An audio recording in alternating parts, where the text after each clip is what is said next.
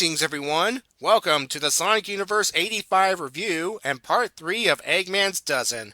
Well, Eggman's gathered his egg bosses, and after demonstrating how he'll keep them in line, he splits them into 6 teams of 2 to perform specific tasks. So naturally, with forces that hate each other, plus some unpredictable elements, things go a bit foobar.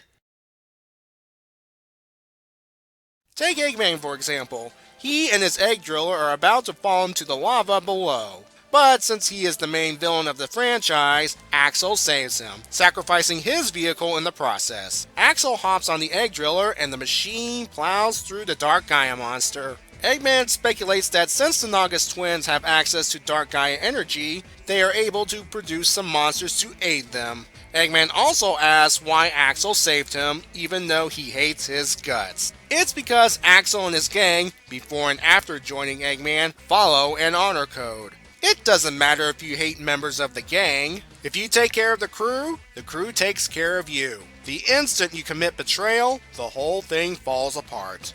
Eggman contacts the other teams to check on their status. Team 5 is having some trouble disabling the backup generator and fending off Dark Gaia monsters. Since Abyss can't disable the generator by keyboard, Cuckoo tells her to get out of the way and cover him as he has his own method of disabling the generator. Blow the crap out of it. Well, it works, and Team 5's task is complete. Team 4 is battling the Witch Carters, and by that I mean conquering storms fighting them. Mordred's trying to stay alive. He does report to Eggman that the Witch Carters are still powered up, meaning Team 1 hasn't shut down the Spire yet.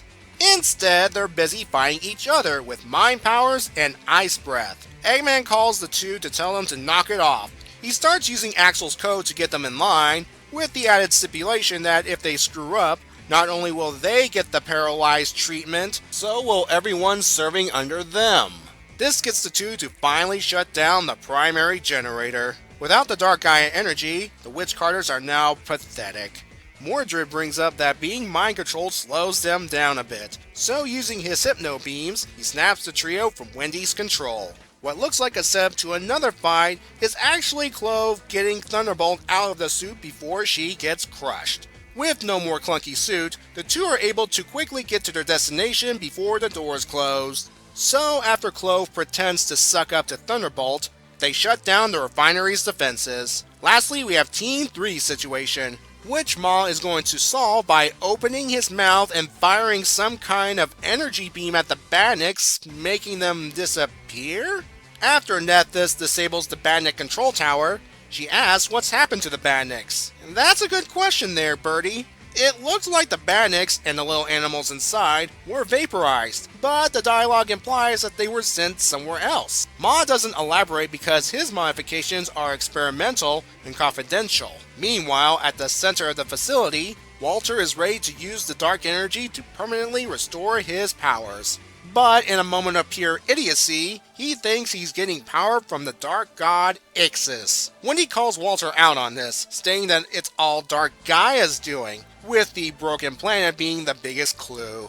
This leads into an argument in which Walter calls Wendy out for using technology, especially from Eggman. Wendy responds that they're tools, like wands, and Eggman's his sworn enemy, and she would gladly trade relics for tech. The only reason she's helping him is because he's family. Anyway, Walter tries to harness Dark Gaia energy, presumably by using the Master Emerald shards to store them. Oh, Knuckles is going to be really pissed. But nothing happens. No power to generators, the Badnik controls are now very limited, and Wendy lost control of the Witch Carters. Cue the arrival of Eggman's forces in a very awesome shot here, especially with Nethys spreading her wings out in an imposing manner. Eggman gloats that he has his United Egg bosses, plus the unbrainwashed Witch Carters ready to fight them. So what are you going to do now, twins? Well, for starters, they can still control Badniks individually, but Eggman did anticipate this action. Second, thanks to the Witch Carters being very close to her, Wendy re-brainwashes them easily. Okay, less forces against the twins, but the Egg bosses have some impressive moves of their own. However, the twins have one final surprise for Eggman, the crystallized Metal Sonic, rechristened as Crystal Sonic. Okay, this could be a problem.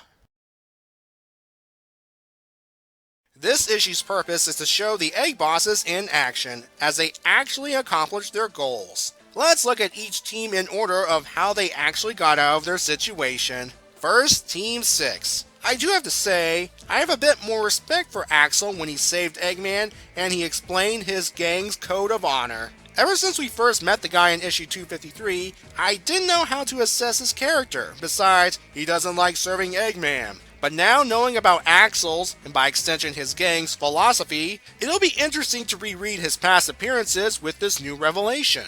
Team 5. Abyss uses her head tentacles in combat. Okay? But Cuckoo has his game strength and the ability to summon bombs at a whim, and they really pack a punch compared to his game counterpart's explosives. And on a brief tangent, I'm aware that there's a certain green duck that produces bombs from nowhere that was originally part of Cuckoo's army in the old universe. If the same thing applies to the new universe, it could explain where Bean learned his abilities, but that's speculation. Team 1.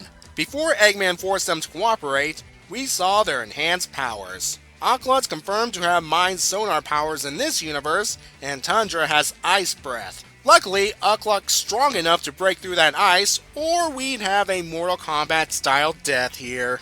Team 4. Conquering Storm can hold her own for a bit, but even she has her limits. Mordred Hood, while not physically capable, does step up when the situation suits him, such as reading on an enemy and Hypno Beams, another carryover from the old universe. Team 2. Clove has the laser scythe I mentioned last time, and Thunderbolt has electric powers. Moving on, finally Team 3. Nephthys can fly of course, but Maw? What the heck is that energy that came out of his mouth? A teleporter to another dimension, or a vaporizing beam, and he just lied to Nephthys. This guy is very mysterious, and since he is based on a species that's gone in the real world, that's probably the point. Okay, the Naugus Twins. Wendy's obviously the more intelligent of the two, with her realizing the value of technology, and realizing it's Dark Gaia providing the energy, and not Ixis as Walter assumed. Speaking of which, I'm surprised the term Ixis is actually in the comics, given what happened years ago, and I am not bringing that up here. In this case, it's a reference to a dark god that's probably related to Troll civilization. Now, correct me if I'm wrong, people, wasn't the term Ixis originally from the Sonic SatAM series Bible, thus cartoon material, thus usable? Anyway, back to the twins. Another major difference between the two is Wendy has no real quarrel with Eggman. She's only helping Walter because of family. She would gladly trade stuff for Eggman's tech any chance she gets. I mean, she still has a crush on Eggman, and knows a certain white stripe design on her dress. But I'm sure it won't lead to anything. Still, when it comes to helping a family member regain his lost powers, she pulls no punches, with controlled badniks, controlled minions, and a controlled and crystallized metal Sonic, ready to fight Eggman and his Egg Bosses. The issue here gets a 7.5 for some character development, and the teams accomplishing their goals was a foregone conclusion.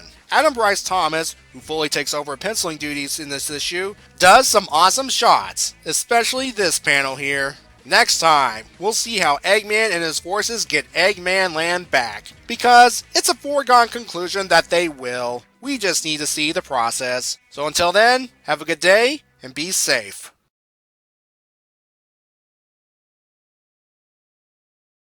The look on Nephthys' face, she has seen some stuff.